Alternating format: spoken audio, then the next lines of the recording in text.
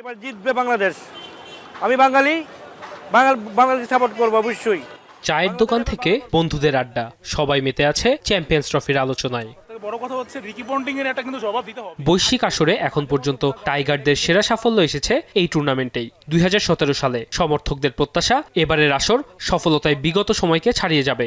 সমালোচকদের জবাব মাঠের ক্রিকেটেই দিবে নাজমুল হোসেন শান্তর দল। তারুণ্যের হাত ধরে সাফল্যের প্রত্যাশা সবার। সিনিয়র জুনিয়রের কম্বিনেশন সাথে তারুণ্যের যে একটা এক্সট্রা শক্তি তা এবং দল ফর্মে আছে, ভাগ্য সহায় হবে। আমি একেবারে সর্বোচ্চ আশাবাদী যে আমরা চ্যাম্পিয়ন্স ট্রফি জিততেছি।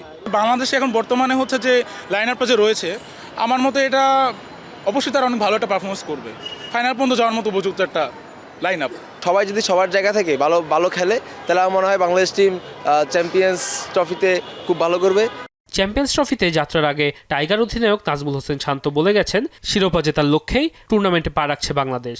অধিনায়কের আত্মবিশ্বাস কিংবা সমর্থকদের আশার পারদ আকাশচুম্বী হলেও উচ্চাকাঙ্ক্ষী নন সাবেক ক্রিকেটার মোহাম্মদ রফিক। বরং আকাশ কুসুম কল্পনা না করে বাস্তবমুখী হওয়ার আহ্বান তার।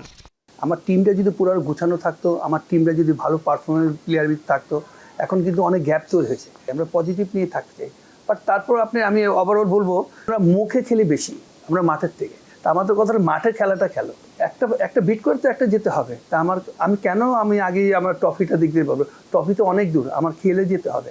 অভিজ্ঞতা আর তারুণ্যের মিশেলে বৈশ্বিক টুর্নামেন্টে গেছে টিম বাংলাদেশ। সাবেক এই অলরাউন্ডারের পরামর্শ, তরুণদের ওপর প্রত্যাশার চাপ না বাড়িয়ে স্বাভাবিক খেলার সুযোগ করে দেয়ার। আমি বললাম না, আমি এদের ব্লাইন্ড ছেড়ে দিব। এদের এখন ওখানে আর বাড়ি খেয়ে আগে মজবুত হোক। ইয়াং যত প্লেয়ার আছে এদের আপনি ফ্রিভাবে থাকতে হবে এবং ফ্রিভাবে খেলতে দিবে। দেখা যাচ্ছে 1 বছর 2 বছর পর ঠিকই দেখবেন এদের মতো সার্ভিস দিবে। তবে বড় মঞ্চে সাকিব আল হাসানের অনুপস্থিতি দলকে ভোগাবে বলে মনে করেন মোহাম্মদ রফিক। শিরোপা জয়ের লক্ষ্য নিয়েই দেশ ছেড়েছে বাংলাদেশ দল। দর্শক সমর্থকদের প্রত্যাশা, বৈশ্বিক আসরের যে ট্রফি খরা সেটি এই টুর্নামেন্ট দিয়ে ঘুচাতে পারবে বাংলাদেশ। প্রত্যাশা ও প্রাপ্তির মেলবন্ধন কতটুকু ঘটাতে পারবে টাইগাররা? ওয়াসিউল হক পান্থ, এখন, ঢাকা।